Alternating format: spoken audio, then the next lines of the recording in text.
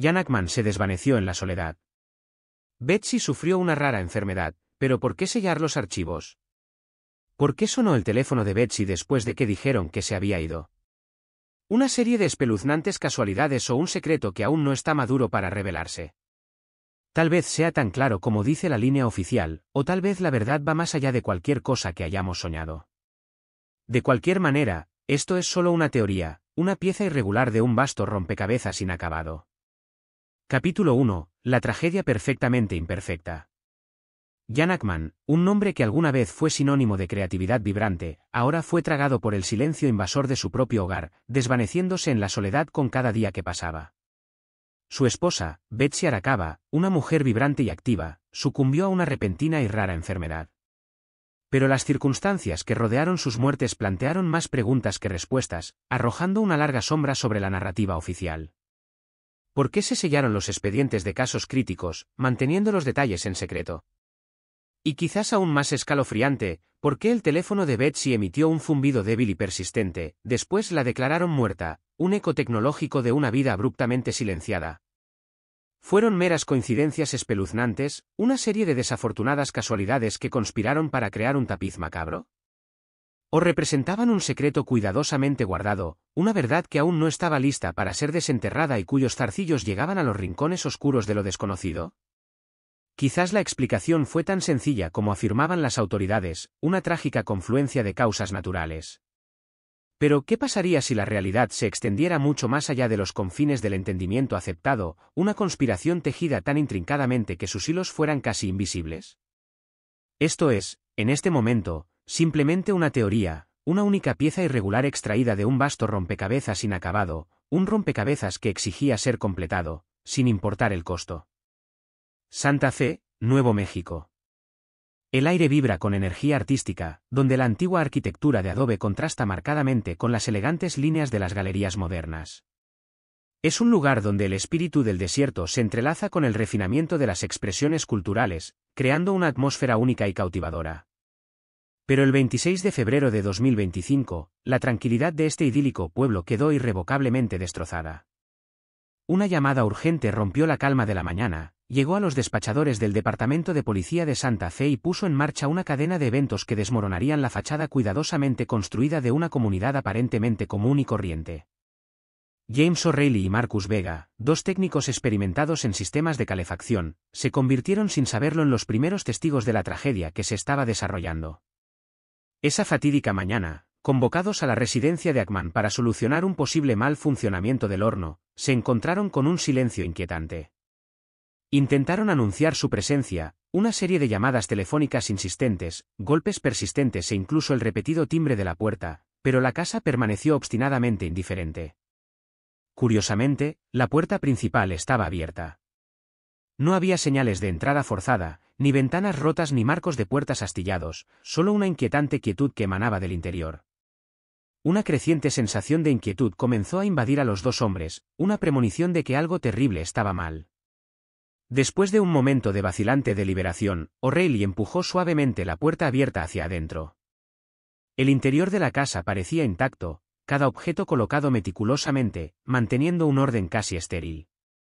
Sin embargo, un escalofrío antinatural impregnaba el aire, un marcado contraste con la calidez que esperaban. Gritaron, sus voces resonaron en las silenciosas habitaciones, buscando desesperadamente a Jan Ackman y Betsy Arakawa, pero sus llamadas solo encontraron el eco ensordecedor de sus propias voces.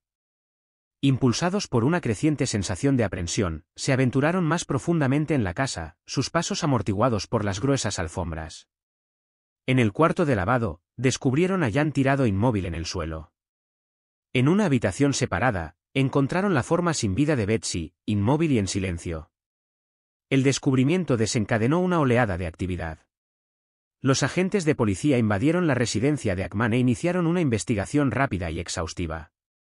Inicialmente, las autoridades atribuyeron ambas muertes a causas naturales, ofreciendo una explicación aparentemente sencilla. Los primeros informes indicaron que Betsy había fallecido el 11 de febrero, sucumbiendo al síndrome del virus pulmonar, una enfermedad rara y agresiva transmitida por roedores, que provoca insuficiencia respiratoria aguda. Se presume que Jan, que padecía los efectos debilitantes de la enfermedad de Alzheimer en fase avanzada, no estaba al tanto de la muerte de su esposa y continuó viviendo en la casa en su estado de confusión hasta que su propio corazón falló el 26 de febrero. El caso parecía cerrado, un final trágico pero anodino para dos vidas.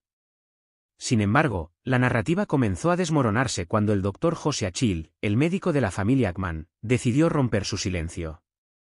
El Dr. Child había brindado atención médica a Jan Ackman durante varios años y estaba profundamente conmocionado por el inesperado fallecimiento de Jan y Betsy.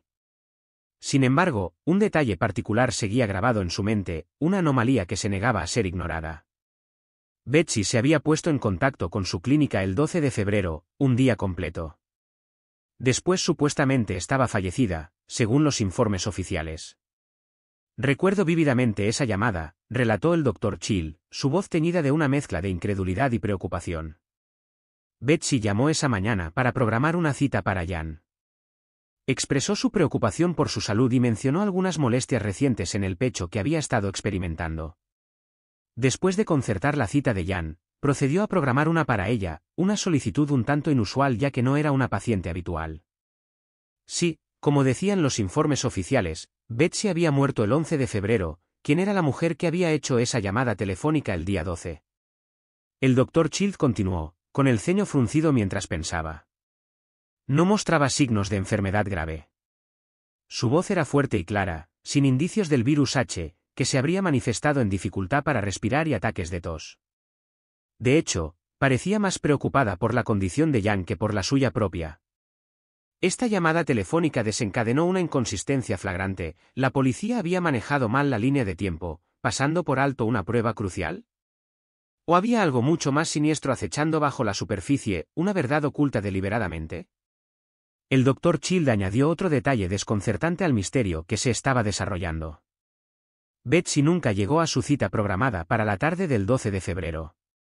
No hubo cancelación ni explicación por su ausencia, lo que dejó un vacío en la línea de tiempo, un vacío en la narrativa que pedía ser llenado. ¿Qué pasó entre esa llamada telefónica de la mañana y la cita de la tarde a la que no acudió?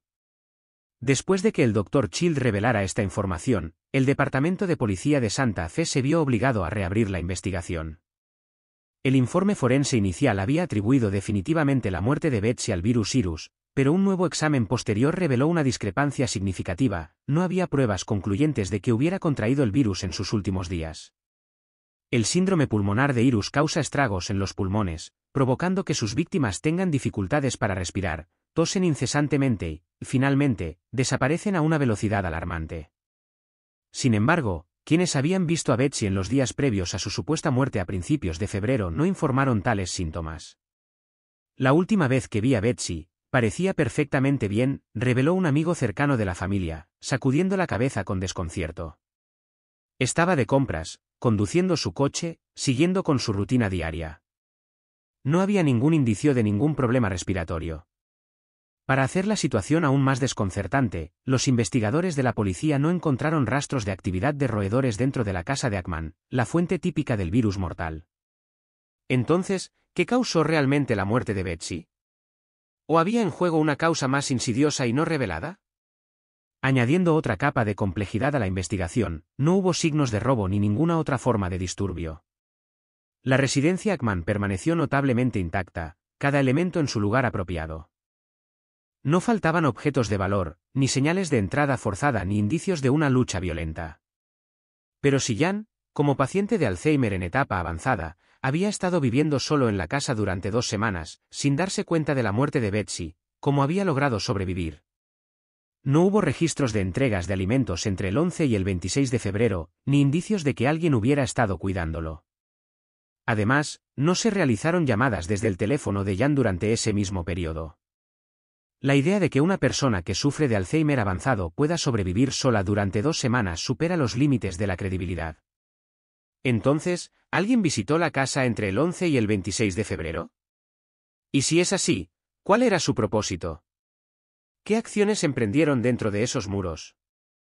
Claramente se trataba de algo más que un simple caso trágico de muertes naturales. ¿Por qué la policía no se había dado cuenta antes de estas flagrantes inconsistencias? ¿Se manipuló intencionalmente el cronograma establecido para ocultar la verdad? Si Betsy hizo esa llamada telefónica el 12 de febrero, ¿quién fue la persona que murió el día 11? Las respuestas a estas preguntas críticas parecían estar encerradas detrás de un muro de acertijos sin resolver, y este fue solo el comienzo de un largo y arduo viaje hacia el descubrimiento de la verdad. Capítulo 2. El eco vacío de una conversación.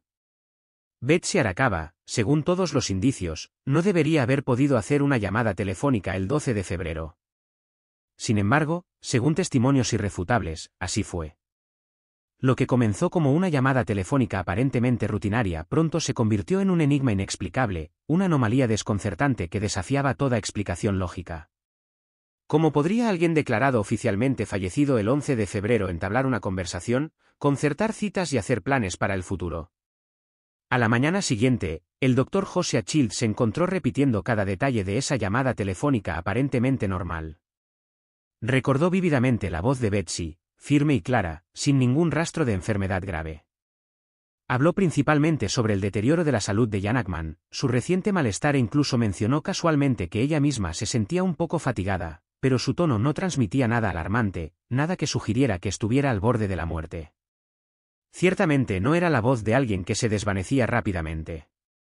Sin embargo, apenas unas horas después, ella desapareció por completo. Nadie volvió a ver a Betsy Arakawa. Santa Fe, con su comunidad unida, donde los vecinos se reconocen y las noticias locales viajan rápido, hacía casi imposible que alguien desapareciera sin dejar rastro. Figuras respetadas como Yanakman y su esposa Betsy simplemente no podían pasar desapercibidas. Sin embargo, después de esa llamada telefónica de la mañana del 12 de febrero, Betsy dejó de existir, como si la hubieran borrado del tejido mismo de la realidad. No se presentó a su cita médica programada, no respondió ninguna llamada telefónica posterior, no fue captada por las cámaras de seguridad de la clínica ni dejó ninguna evidencia física de haber salido de su casa. Esto contradecía rotundamente la afirmación oficial de la policía de que Betsy había muerto el 11 de febrero. Si realmente había muerto en esa fecha, ¿quién fue la mujer que hizo esa llamada telefónica el día 12? Los informes forenses, alguna vez considerados la base de la certeza científica, ahora parecían cuestionables. Cuando un médico respetado, un hombre que habló personalmente con Betsy el día después de su supuesta muerte, se adelantó para desafiar la narrativa establecida, los cimientos del caso comenzaron a desmoronarse y lo que una vez fue cierto quedó envuelto en dudas. Examinemos meticulosamente esta desconcertante línea de tiempo. 11 de febrero, las autoridades policiales afirman que Betsy sucumbió al síndrome pulmonar de Irus. 12 de febrero, mañana, Betsy llama a la clínica del Dr. Child para programar citas para ella y Jan, su voz es tranquila, clara y no muestra signos de enfermedad. 12 de febrero, tarde, no asiste a su cita programada y cesa todo contacto. 26 de febrero, Yanakman es encontrado muerto en su casa. Aquí radica el núcleo del enigma. El síndrome pulmonar de Irus no se manifiesta instantáneamente. Progresa gradualmente y sus últimas etapas se caracterizan por síntomas obvios como dificultad para respirar, agotamiento profundo y dificultad para hablar. Sin embargo, Betsy no mostró ninguno de estos síntomas durante su llamada telefónica con el Dr. Child. El Dr. Child sostuvo firmemente que parecía perfectamente sana, sin tos, sin dificultad para respirar y sin indicios de que estuviera al borde de la muerte. Simplemente no puedo creer que ella desapareciera horas después, declaró, con la voz llena de incredulidad. Esto nos lleva a tres posibilidades escalofriantes: o hubo un error forense grave, Betsy pudo haber muerto después del 12 de febrero, en lugar del 11 como afirmaban las autoridades, o alguien pudo haberse hecho pasar por ella, imitando la voz de Betsy en un intento de plantar un rastro falso, para crear una cortina de humo que oscureciera la verdad. Betsy hizo esa llamada telefónica esa mañana, pero algo terrible debe haber sucedido inmediatamente después. La última pieza de evidencia sobre el destino de Betsy es un vídeo de vigilancia obtenido de una farmacia local, fechado el 11 de febrero. En las imágenes, Betsy parece estar perfectamente bien y no muestra signos de angustia o enfermedad. Entra tranquilamente a la farmacia, compra algunos suplementos, paga sus artículos y luego se va. Este es el último avistamiento conocido de ella con vida. No existe ninguna grabación de vigilancia de ella el 12 de febrero, lo que profundiza aún más el misterio que rodea su desaparición. Capítulo 3. El día que Betsy desapareció, una red enredada. Lo que comienza como un simple caso de persona desaparecida rápidamente se desmorona en un laberinto de preguntas sin respuesta. Si Betsy Arakawa había desaparecido, como sugieren los informes oficiales, el 11 de febrero, ¿cómo pudo el Dr. Child haber hablado con ella la mañana del 12? ¿Sobrevivió ella, contra todo pronóstico, hasta esa fatídica mañana, solo para encontrarse con un destino desconocido esa misma tarde?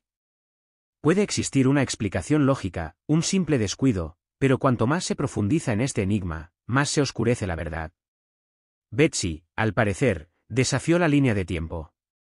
No podría haber hecho esa llamada el 12 de febrero, pero lo hizo. Programó una cita, un acto indicativo de intenciones futuras, pero nunca llegó. Aunque aparentemente goza de buena salud y no presenta signos visibles de una enfermedad grave, la evidencia forense apunta a una enfermedad letal como la causa de la muerte. ¿Podrían las autoridades haber pasado por alto un detalle crucial? ¿Alguien está ocultando deliberadamente la verdad o está en juego algo mucho más siniestro?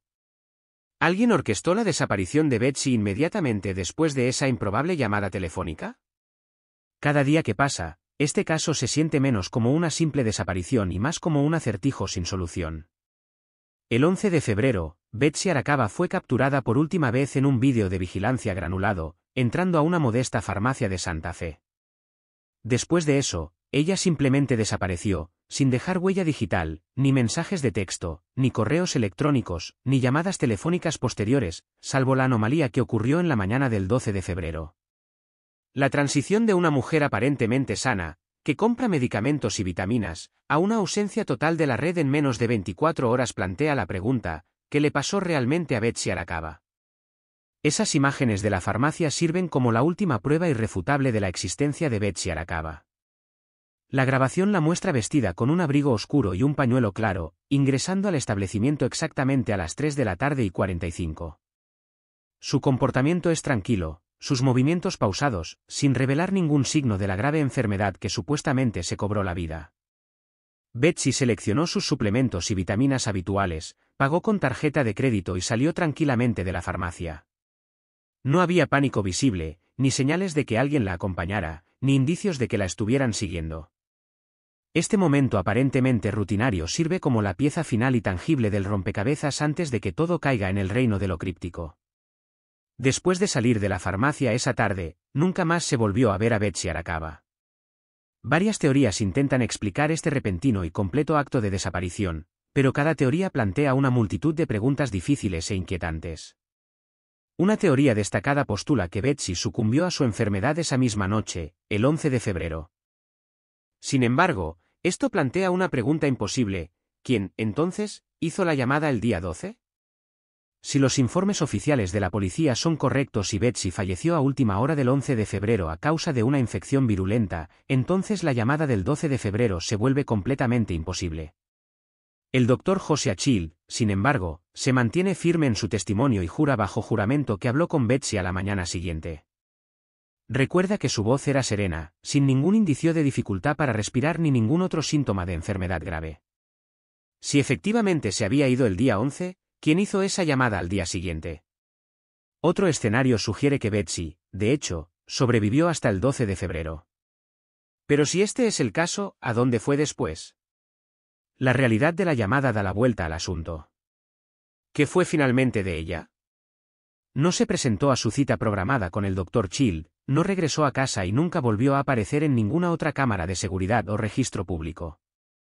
¿Cómo puede una mujer madura y conocida desaparecer sin dejar rastro en un pueblo relativamente pequeño como Santa Fe?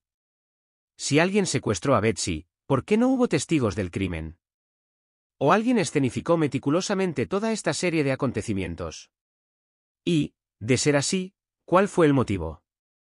Si los funcionarios encargados de hacer cumplir la ley se equivocan acerca de la fecha exacta de su fallecimiento, ¿podría tratarse de una desaparición cuidadosamente elaborada disfrazada de muerte natural? ¿Alguien está ocultando intencionalmente información crítica, o simplemente estamos lidiando con una serie de extrañas coincidencias que desafían toda explicación lógica? Para comprender plenamente la naturaleza desconcertante de este caso, considere los siguientes momentos clave de la línea de tiempo. 11 de febrero, 3:45 de la tarde, se ve a Betsy en la farmacia, luciendo saludable y vibrante. 11 de febrero, noche, informes oficiales indican que falleció. 12 de febrero, mañana, Betsy supuestamente llama al consultorio del Dr. Child para programar un chequeo. 12 de febrero, tarde, falta a su cita y se vuelve inalcanzable, desapareciendo de toda forma de comunicación. Luego, el 26 de febrero, Jan Ackman, el marido de Betsy, fue encontrado muerto en su casa. Un inquietante vacío de 14 días permanece vacío, un inquietante espacio de tiempo durante el cual nadie puede explicar el paradero o las acciones de Betsy. No se tocaron cuentas bancarias, no se registró actividad telefónica y no se reportaron avistamientos. ¿Es realmente posible que una mujer se borre completamente de la existencia durante 2 semanas sin dejar ni la más mínima onda en el tejido de la sociedad? Sin embargo, la cuestión central se extiende más allá del destino de Betsy. También abarca el papel de Jan Ackman. Residió en la misma casa durante 14 días después de la desaparición de Betsy. Si bien los funcionarios encargados de hacer cumplir la ley atribuyen su aparente falta de preocupación a la enfermedad de Alzheimer, afirmando que esto lo cegó ante su ausencia, esta explicación es difícil de aceptar. ¿Es realmente plausible que un hombre que ha estado casado durante décadas pueda permanecer ajeno a la ausencia de su esposa durante 2 semanas completas? Si Betsy, efectivamente, falleció el 11 de febrero, ¿con quién compartió Jan su casa durante los siguientes 14 días? Sí, por el contrario, ella no desapareció hasta el día 12, que presenció él durante ese periodo. Más importante aún, ¿poseía Jan Ackman conocimientos que aún no se han revelado? Ya sea que esta serie de eventos sea el resultado de una extraña anomalía o de un acto deliberado de malicia, una verdad innegable permanece, este caso está lejos de ser simple. Betsy no podría haber fallecido simultáneamente el 11 de febrero y haber realizado una llamada telefónica el 12. Sí, de hecho, vivió hasta el día 12, ¿qué evento ocurrió para causar su eventual desaparición? Si alguien orquestó su acto de desaparición, ¿cómo podrían haber logrado no dejar ningún rastro? Esto es más que un simple caso de persona desaparecida, más que una simple discrepancia forense. Es una historia plagada de inconsistencias y contradicciones, una narrativa plagada de agujeros. Cuanto más se profundiza, más escalofriantes se vuelven las implicaciones. ¿Los funcionarios encargados de hacer cumplir la ley realmente pasaron por alto una prueba crítica, o alguien está enterrando intencionalmente la verdad para proteger sus propios intereses? Por el momento, seguimos sin respuestas, a la deriva en un mar de incertidumbre. Capítulo 4. El corazón que se detuvo demasiado tarde, cuestionando la realidad de Ackman. Jan Ackman y su esposa, Betsy, compartieron décadas de sus vidas juntos. Sin embargo, según informes oficiales, permaneció sin enterarse del fallecimiento de Betsy durante 2 semanas completas antes de que él mismo sucumbiera a su propio destino. Las autoridades atribuyen esta aparente ignorancia a los efectos de la enfermedad de Alzheimer, sugiriendo que su memoria se estaba desvaneciendo y su conciencia general se había embotado hasta el punto de que no se dio cuenta de su ausencia. Sin embargo, cuanto más se contempla esta explicación, menos parece sostenerse bajo escrutinio. ¿Cómo podría un hombre residir en la misma casa que su esposa durante 14 días consecutivos y aún así no sentir nada malo? ¿Cómo podría un actor que alguna vez fue agudo e inteligente, cuya mente alguna vez fue tan aguda y perceptiva, no mostrar ningún destello de reconocimiento o reacción ante la ausencia de su compañero más cercano? Además, si Betsy realmente sucumbió a una enfermedad virulenta transmitida por el aire, como sugieren las autoridades, ¿por qué Jan Ackman no contrajo también la enfermedad? Declaraciones oficiales afirman que Betsy Arakawa falleció el 11 de febrero debido a una infección que devastaba los pulmones. Esta infección en particular supuestamente se propaga a través de partículas de polvo contaminadas con excrementos de roedores, prosperando en espacios cerrados como una casa residencial. Esta afirmación presenta un error evidente, porque Jan Ackman no estaba infectado también. Como esposo y compañero de casa de Betsy, compartía el mismo aire y vivía bajo el mismo techo. Si el virus fuera lo suficientemente potente como para cobrar la vida de Betsy, entonces Jan habría sido igualmente vulnerable. Sin embargo, no hay evidencia que sugiera que Ackman padeciera alguno de los síntomas característicos, como tos, fiebre o dificultades respiratorias. No hay constancia de que haya buscado atención médica por alguna dolencia respiratoria. Aún no está claro por qué el virus atacó selectivamente a Betsy sola, mientras que inexplicablemente perdonó a Jan en el mismo espacio vital. Esta discrepancia plantea una pregunta inquietante: ¿fue la enfermedad una causa genuina de muerte, o fue simplemente una tapadera inventada diseñada para ocultar algo mucho más siniestro? Si Jan logró evadir el virus, ¿es posible que lo mantuvieran deliberadamente alejado de Betsy mientras ella estaba enferma? Si bien estos escenarios pueden parecer descabellados, es crucial considerar la serie de acontecimientos que se desarrollaron. Betsy desapareció en algún momento después del 11 de febrero y no hubo más contacto después de su llamada telefónica el 12 de febrero. Ackman continuó viviendo en la casa durante otras 2 semanas, aparentemente ajeno a la desaparición de su esposa. Surgen 2 posibles explicaciones. O Ackman realmente no estaba consciente debido a los efectos debilitantes de la enfermedad de Alzheimer, en cuyo caso habría requerido atención y asistencia constantes, pero no hay registro de que ningún cuidador o enfermera estuviera presente. O bien, Ackman fue protegido de la realidad de la situación y alguien ocultó deliberadamente el verdadero destino de Betsy, controlando cuidadosamente la narrativa de los acontecimientos. Si este fuera el caso, ¿quién orquestó este elaborado engaño? ¿Alguien obtuvo acceso a la casa para gestionar la vida diaria de Ackman? ¿Distorsionaron intencionalmente su percepción de la realidad, quizás dándole una narrativa falsa sobre el paradero de Betsy? Y, de ser así, ¿cuál fue el motivo subyacente? Al investigar la escena, los funcionarios encargados de hacer cumplir la ley no encontraron evidencia de entrada forzada ni de interferencia externa, la casa parecía estar intacta. Sin embargo, un detalle peculiar sigue sin explicarse. No hay ningún registro de que Ackman haya contactado a nadie durante esas 2 semanas cruciales, ni llamadas telefónicas a hospitales o médicos, ni informes de visitantes, ni indicios de que haya buscado ayuda de nadie. Esto está lejos de ser un comportamiento típico, incluso para alguien que padece la enfermedad de Alzheimer.